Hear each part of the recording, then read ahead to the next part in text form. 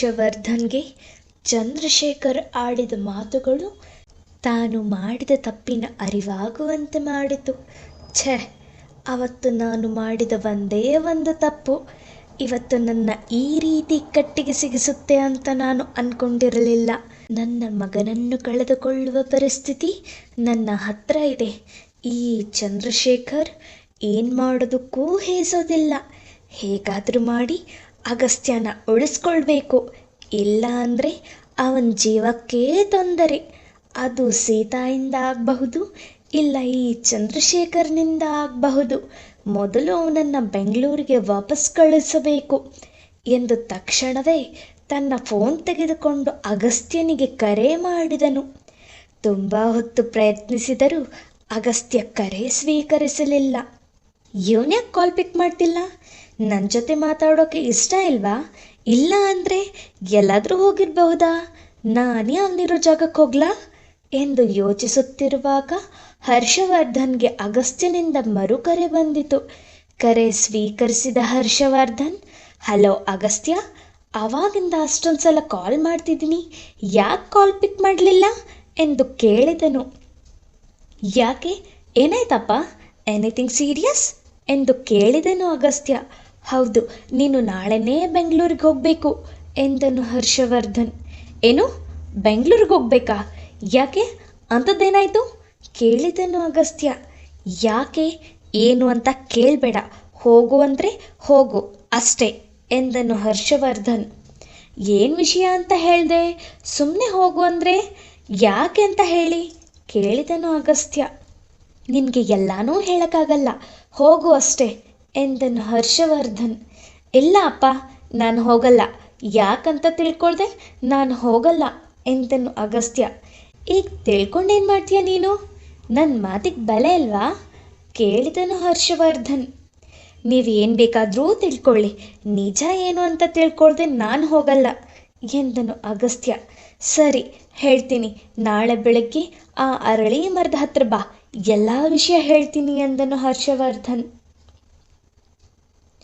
ತನ್ನ ತಂದೆ ಯಾವ ವಿಚಾರ ಮಾತನಾಡಲು ಕರೆಯುತ್ತಿರಬಹುದು ಎಂದು ಯೋಚಿಸುತ್ತಾ ನಿದ್ದೆಗೆ ಜಾರಿದನು ಅಗಸ್ತ್ಯ. ತನ್ನ ಮಗನ ಜೀವವನ್ನು ಉಳಿಸಲು ಹರ್ಷವರ್ಧನ್ ಪರದಾಡುತ್ತಿದ್ದನು. ಮರುದಿನ ಬೆಳಗ್ಗೆ ಹರ್ಷವರ್ಧನ್ ತನ್ನ ಮಗನಿಗಾಗಿ ಅರಳಿಯ ಮರದ ಹತ್ತಿರ ಕಾಯುತ್ತಿದ್ದರು. ಸ್ವಲ್ಪ ಸಮಯದ ನಂತರ ಅಗಸ್ತ್ಯ ಅಲ್ಲಿಗೆ ಬಂದನು.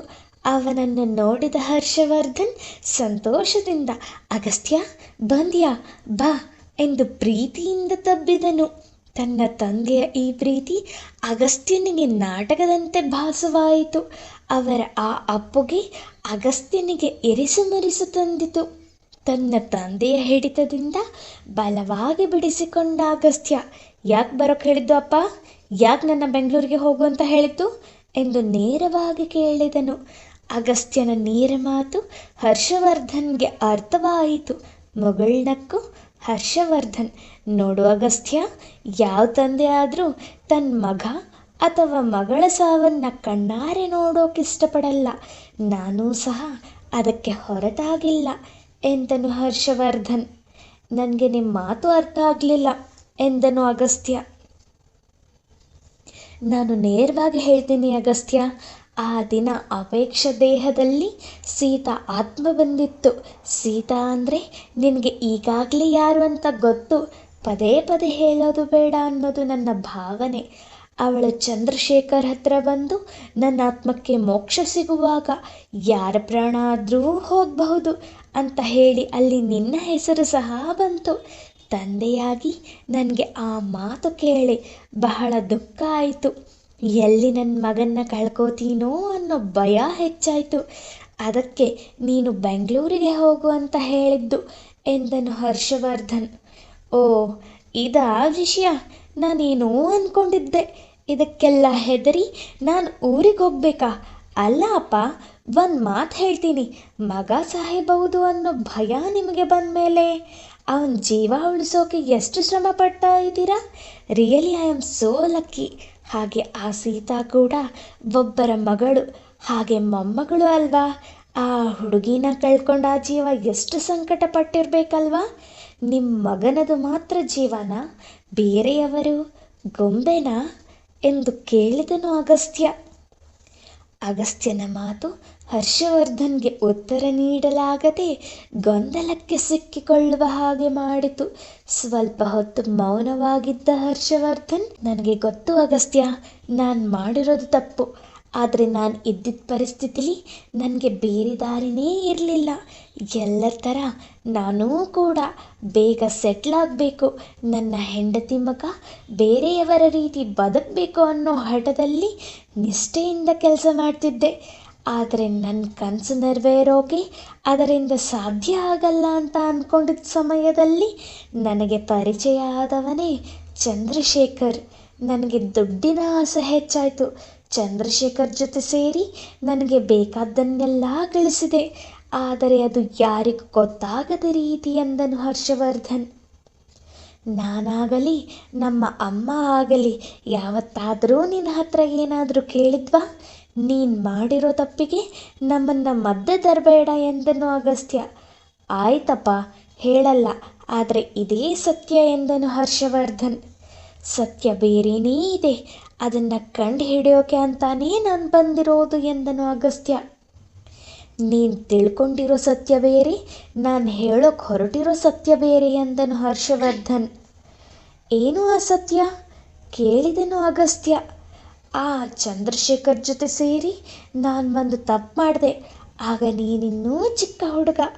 ನಾನು ಚಂದ್ರಶೇಖರ್ ಇಬ್ಬರು ಡ್ರಿಂಕ್ಸ್ ಮಾಡ್ತಾ ಅವನು ಸೀತಾನ ಬಚ್ಚಿಟ್ಟ ಜಾಗದಲ್ಲಿ ಕೂತಿದ್ವಿ. ಏನಾಯ್ತೋ ಏನೋ ಗೊತ್ತಿಲ್ಲ, ಸೀತಾ ರೂಮ್ನಲ್ಲಿ ನರಳಾಡ್ತಾ ಇದ್ಲು. ಚಂದ್ರಶೇಖರ್ ಹೋಗಿ ಅವಳ ಮಾನಭಂಗ ಮಾಡಿ ಬಂದ. ಅದೇನೂ ಮೊದಲನೇ ಸಾರಿ ಆಗಿದ್ದಲ್ಲ. ಆ ರೀತಿ ತುಂಬ ಸಲ ವರ್ತಿಸಿದ್ದಾನೆ. ನನ್ನ ಹತ್ರ ಬಂದು ನೀನೂ ಒಂದ್ಸಲ ಟ್ರೈ ಮಾಡು ಅಂತ ಹೇಳ್ದ. ನನಗೆ ಕುಡಿದ ಅಮಲು, ಯಾವುದೋ ಜ್ಞಾನದಲ್ಲಿ ನಾನೂ ಕೂಡ ಸೀತಾನ ಅತ್ಯಾಚಾರ ಮಾಡಿದೆ. ಇದನ್ನೆಲ್ಲ ಚಂದ್ರಶೇಖರ್ ವಿಡಿಯೋ ಮಾಡಿ ಇಟ್ಟ. ಒಂದು ದಿನ ನನಗೆ ಅದನ್ನು ತೋರಿಸಿ ಬ್ಲ್ಯಾಕ್ ಮೇಲ್ ಮಾಡ್ದ. ಅನಿವಾರ್ಯವಾಗಿ ನಾನು ಅವನ ಜೊತೆ ಸೇರಲೇಬೇಕಾಯಿತು. ಅವನು ಮಾಡಿದ ಪಾಪ ಕೃತ್ಯಗಳಿಗೆಲ್ಲ ಜೊತೆಯಾಗಲೇಬೇಕಾಯಿತು. ನಾನು ಸೀತಾನ ಅತ್ಯಾಚಾರ ಮಾಡಿದ ವಿಷಯ ವಿನೋದಾಗೆ ಗೊತ್ತಾಗಿ ಅವಳು ನಿಮ್ಮ ಅಮ್ಮನಿಗೆ ಹೇಳಿದ್ಲು. ನಿಮ್ಮಮ್ಮ ವಿಷಯ ಗೊತ್ತಿದ್ರೂ ಒಂದು ಸಲ ಕೂಡ ನನ್ನ ಪ್ರಶ್ನೆ ಮಾಡಲಿಲ್ಲ. ಆಗ ಗೊತ್ತಾಯಿತು ನಾನು ಎಂತಹ ತಪ್ಪು ಮಾಡಿದೆ ಅಂತ. ನಾನು ಕ್ಷಮೆ ಕೇಳಬೇಕು ಅಂತ ಅಂದ್ಕೊಳ್ಳುವಷ್ಟರಲ್ಲಿ ನಿಮ್ಮಮ್ಮ ನನ್ನನ್ನು ಬಿಟ್ಟು ಹೋದ್ಲು. ನಾನು ಮಾಡಿದ ತಪ್ಪಿಗೆ ಇನ್ನೂ ಪ್ರಾಯಶ್ಚಿತ ಆಗಿಲ್ಲ. ನಾನು ಮಾಡಿರೋ ಪಾಪ ಕೆಲಸಗಳಿಗೆ ಕ್ಷಮೆನೇ ಇಲ್ಲ. ಈಗ ಹೇಳು, ನಾನು ಮಾಡ್ತಾ ಇರೋದು ಸರಿನಾ ತಪ್ಪಾ ಎಂದನು ಹರ್ಷವರ್ಧನ್. ಸರಿ ತಪ್ಪು ನಿರ್ಧಾರ ಮಾಡೋ ಸಮಯ ಇದಲ್ಲ. ನಿಮ್ಮ ಪಾಪ ಪ್ರಜ್ಞೆ ನಿಮ್ಮನ್ನು ಕಾಡ್ತಿದೆ, ಅದೇ ನಿಮಗೆ ಪ್ರಾಯಶ್ಚಿತ. ನಾನು ಬೆಂಗಳೂರಿಗೆ ಹೋಗಲ್ಲ, ನೀವಿನ್ನು ಹೊರಡಿ, ನಿಮ್ಮ ಕೆಲಸಗಳಿಗೆ ತೊಂದರೆ ಆಗಬಹುದು ಎಂದನು ಅಗಸ್ತ್ಯ. ಇಲ್ಲ ಅಗಸ್ತ್ಯ, ಸೀತಾ ಏನಾದ್ಲು ಅಂತ ತಿಳ್ಕೊಳಲ್ವಾ ಕೇಳಿದನು ಹರ್ಷವರ್ಧನ್. ಸಮಯ ಬಂದಾಗ ತಪ್ಪು ಮಾಡಿರುವವರೇ ಹೇಳ್ತಾರೆ ಎಂದ ಅಗಸ್ತ್ಯ ಕೂಡಲೇ ಅಲ್ಲಿಂದ ಹೊರಟನು. ಅಗಸ್ತ್ಯ ಅಗಸ್ತ್ಯ ಎಂದು ಹರ್ಷವರ್ಧನ್ ಎಷ್ಟೇ ಕೂಗಿದರು. ಅಗಸ್ತ್ಯ ಅಲ್ಲಿಂದ ಹೊರಟನು.